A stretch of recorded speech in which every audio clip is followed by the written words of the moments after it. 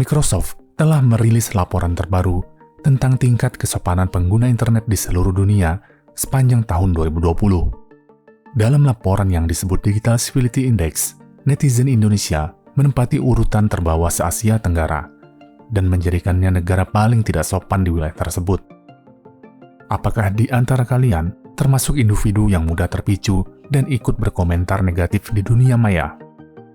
Tahukah kalian bahwa perilaku tersebut dalam pandangan spiritual dapat menurunkan level energi kita dan bahkan menjauhkan kita dari rezeki?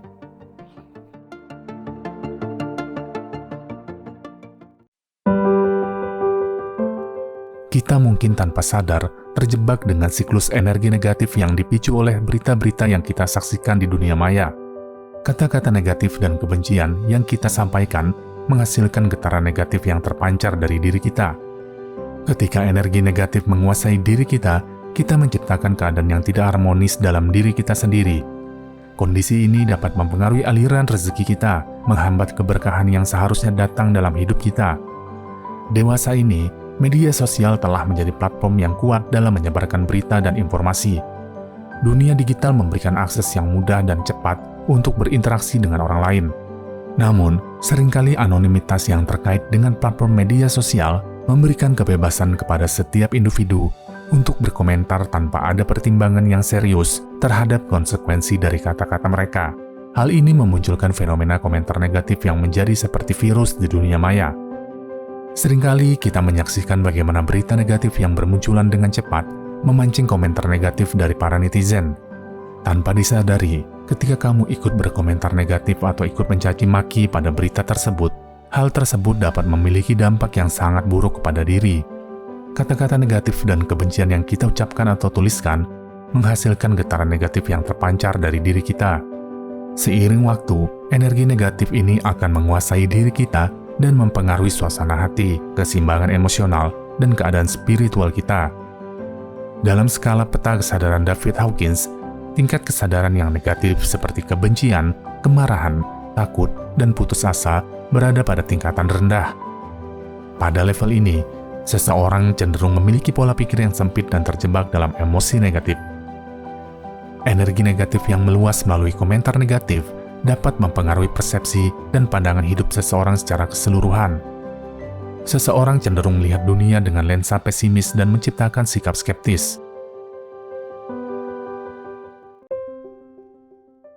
Dalam pandangan agama, juga mengajarkan pentingnya menjaga lisan dan menghindari kata-kata yang dapat menyakiti atau merugikan orang lain.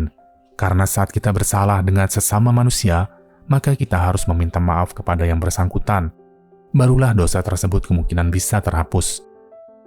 Rasulullah bersabda, barang siapa ada padanya perbuatan zalim kepada saudaranya, menyangkut kehormatan atau apapun, maka hendaklah ia segera meminta kehalalan atas perbuatan zalim yang dia lakukan pada hari itu juga, sebelum tidak ada dinar dan tidak ada dirham. Jika ada baginya amal soleh, maka diambillah pahalanya sesuai dengan kadar kezolimannya.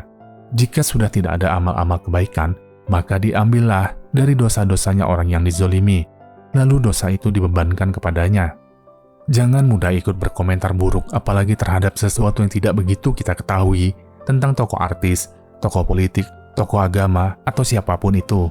Karena jika kamu terlanjur ikut mencaci maki seseorang di media sosial, apalagi sampai ikut memfitnah atau menyebarkan berita hoak, tentunya kamu harus mendatangi orang tersebut dan meminta maaf jika ingin dosa terhadap sesama manusia bisa terhapus. Atau tabungan dari amal baikmu akan terkuras, dan jika minus, akan diambil dari hal lain, misalnya musibah, sakit, kurangnya rezeki, dan lain sebagainya. Hal yang kita anggap sepele ternyata memiliki dampak yang sangat besar untuk kehidupan kita. Cobalah mulai saat ini untuk menahan diri dan hanya berkata-kata yang baik di dunia maya. Rasakan dampak dan perubahannya pada diri. Kesadaran diri adalah kunci utama dalam mengubah pola perilaku ini. Ketika kita menyadari adanya kecenderungan untuk ikut berkomentar negatif, kita bisa berhenti sejenak, merenung, dan memilih untuk menyebarkan kebaikan dan cinta melalui kata-kata yang kita ucapkan. Selain itu, penting untuk memfilter informasi yang kita konsumsi di media sosial, memilih untuk mengikuti akun dan halaman yang menyebarkan kebaikan. Sebisa mungkin, mengubah kebiasaan kita dengan meninggalkan komentar positif dan memberikan apresiasi yang baik pada konten yang memberi manfaat.